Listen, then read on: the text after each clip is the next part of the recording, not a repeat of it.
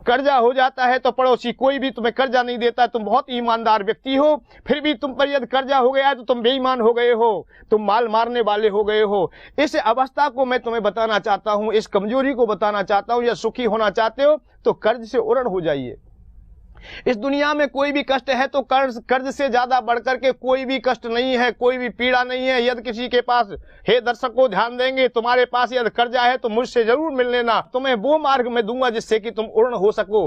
वो पीड़ा है कर्ज की, वो पीड़ा रात्रि में नींद नहीं आती, हमेशा मानव वो दुखी रहता है, उसे कोई भी सम्मान नहीं देता, कोई आदर नहीं देता, कोई पास नहीं बिठाता है। धन टूटने के बाद युधिष्ठिर जैसे को आदर ना मिल सका तो तुम्हें कहां मिल सकेगा।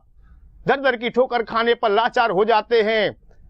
युधिष्ठिर महाराज विराट की सभा में नौकरी किया करते थे, मजदूरी करते थे, पांचों भाई वहीं रह रहे थे। 10,000 हाथियों का बल रखने वाला भीम भी मूक रह जाता है क्योंकि उनके पास धन नहीं है। निर्धनता है, निर्धनता चारों ओर से पंगु बना देती है, कमजोर बना देती है। बड़े बड़े बलशाली और विद्वान व्यक्तियों को भी मूर्ख या धूर्त या कमजोर कर देती है। पंडित बलशाली भयो ब्रजबंधु भयभीत, धन जिसके पास हो वो पंडित हो जाता है, ज्ञानी हो जाता है, बड़ा बलशाली हो जाता है कि धन में बड़ी प्रभावता देखी गई है। तो मैं तो उस अवस्था के लिए कह रहा हूं जहां तुम जो अपमान में सदैव जीते रहे हैं। अरे धनवान व्यक्ति एक बार जीवन में मरता है, परंतु निर्धन व्यक्ति तो रोजाना मरता है। धनवान मरे है एक बार, निर्धन रोजाना मरता है। इस मरने को छोड़ दीजिए, अनेकों पीढ़ी तुम्हारी निर्धनता में चली गई है। एक बात और तुम्हें इशारा करता हूं, टेलीविजन के माध्यम से आप लोग जो सुन रहे हैं उसे गहराई से सुनना और ध्यान देना मेरी बात पर। तुम्हारे कई जीवन चले गए हैं, पूर्वज लोग भी, कई पूर्वज लोग निर्धनता में चले गए, पिता लोग भी चले गए, आज तुम भी जा रहे हो। तुम्हारा कर्तव्य है कि आने वाली पीढ़ी निर्धनता में ना जाए, इसलिए आप सजग हो जाइए, आप अपने को संभाल लीजिए।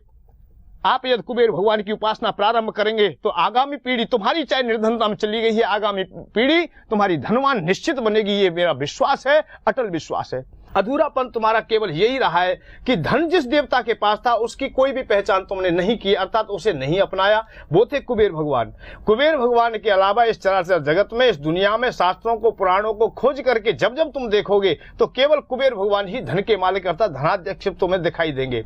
उनके अलावा कोई भी चराचर जगत में धन का मालिक है ही नहीं। शास्त्रों को पढ़ेंगे, पुराणों को पढ़ेंगे, भागवत को पढ़ेंगे, रामायण को पढ़ेंगे, महाभारत को पढ़ेंगे, जब जब धन की चर्चाएं आती हैं तो कुबेर भगवान की आती हैं। यही हमारा अधूरापन रहा है कि हम सुख ना खोज सके। मैं तो उन अवस्थाओं को बताना चाहता हूं कि धन के अभाव में बड़े बड़े राजा महाराजाओं को भी हमने टूटते देखा है, बिकते देखा है। हरिश्चंद्र की जो कथा सुना रहे, बिकते हुए देखा है, अपनी पत्नी को बेचते हुए देखा है।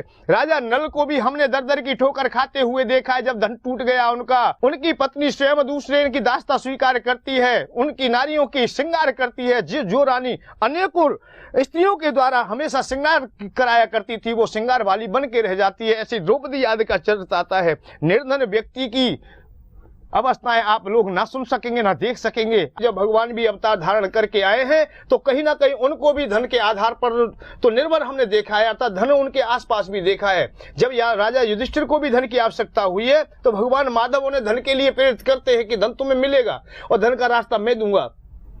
उन्होंने मार्ग बताया है, अर्थात रास्ता बताया है कि कुबेर जी से जाकर के तुम धन मांग लीजिए, तुम्हें धन मिल जाएगा। उससे तुम यज्ञ करेंगे, हवन करेंगे, अर्थात पुण्य कमाएंगे, जिससे तुम्हें शांति का मार्ग मिल जाएगा। तो मैं वो अवस्था तुम्हें बताना चाहता हूं जिससे कि तुम्हें शांति मिल सके, तुम यज्ञ करने वाले हो, तुम शांति वाले हो, अर्थात सुख शांति से जीने वाले हो, परिवार में अच्छी प्रकार से रहने वाले हो। जब तक धन ना होगा तुम्हारे पास, धन का अभाव होगा तो बहुत चीजें अभाव में चली जाएंगी। धन के बगैर ना तो दान कर सकेंगे ना पुण्य कर सकेंगे, इसलिए तुम धर्म नहीं कमा सकोगे। यदि तुम्हें धार्मिक भी होना है तो धन की आवश्यकता है। कहने का आधार है कि धन की पूर्ति जब तुम्हारी हो जाएगी तो तुम्हारे हृदय में वैराग्य उत्पन्न हो जाएगा, और जहां वैराग्य उत्पन्न होगा वहीं ज्ञान होगा, जहां ज्ञान होगा वहीं सबको शांति हो जाएगी। आनंद का अनुभव तुम कर सकोगे, भक्ति के मार्ग को भी अपना सकोगे। कब? जब तुम शांत हो जाओगे, सुखी हो जाओगे। धन की ओर तुम्हें जरूर ध्यान देना चाहिए। मैं लोभ की चर्चा नहीं, मैं तो लाचारी की चर्चा कर रहा हूं। राजा हरिश्चंद्र जैसे लाचार की चर्चा कर रहा हूं जिन्हें धन के अभाव में अर्थात कर्जा होने के उपरांत अपनी पत्नी तक को बेचना पड़ गया। जो पिता की एक प्राण होती है, अपनी संतति रोहतास को भी बेचना पड़ गया। मैं तो उस लाचारी की बात कर रहा हूं। यदि आप लोग लोग इस प्रकार की लाचारी में जी रहे हो तो आप हमारे साथ जुड़ जाइए, हम तुम्हें वो मार्ग देंगे। और ये स्पष्ट तुम्हें बार बार बताया जा रहा है, आप लोग शास्त्रों को, पुराण को खोज के देख लीजिए, मैं तो विशेष करके कह रहा हूं। और किसी विद्वान पंडित से भी पूछ लीजिए कि कुबेर भगवान को किस रूप में जाना जाता है। कुबेर भगवान केवल केवल केवल एक ही रहस्य है उनका कि वो धन के मालिक हैं, धन के देवता हैं। जैसे यहाँ पार्लियामेंट चलाने के लिए वित्त मंत्री की आवश्यकता होती है, ऐसे ही देवताओं ने भी कुबेर भगवान को वित्त मंत्रालय बना दिया है, अर्थात धनाध्यक्ष बनाया है। कुबेर ही धन के मालिक हैं, अर्थात भंडार के मालिक हैं। जब जब आवश्यकता हुई, भगवान जब जब धन की आवश्यकता है संसार में, किसी को देने के लिए भी हुई, सुदामा जी को भी देने के लिए जब धन की आवश्यकताएं हुई तो उन्होंने कुबेर भगवान को आदेश दिया है कि मेरे मित्र के लिए आप लोग धन देंगे, उनकी व्यवस्था करेंगे। आप लोगों को यह धन चाहिए तो आप लोग कुबेर भगवान के ये सिद्ध यंत्र अर्थात अपने घर में स्थापना करेंगे, मंगाएंगे।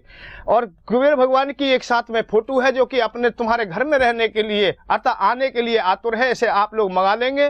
कुबेर भगवान की जीवनी और उनके स्थापना के लिए एक पुस्तक है, ये भी आएगी। और ये सभी बातें बड़ी सहजता से तुम प्राप्त कर सकते हो और यंत्र को भी प्राप्त कर सकते हो और भगवान की फोटो भी ले सकते हो। तुम्हें केवल देना है 1.25 किलो घी, 1.25 किलो सामग्री, विशेष कुछ भी नहीं देना, सहजता से तुम्हें प्राप्त हो जाएगी। इसलिए हमारा साथ दीजिए, आप निर्धनता में जीना छोड़ दीजिए, आप सुख की ओर चलिए। मैं तुम्हें मार्ग दूंगा जिससे तुम सुखी हो सकोगे।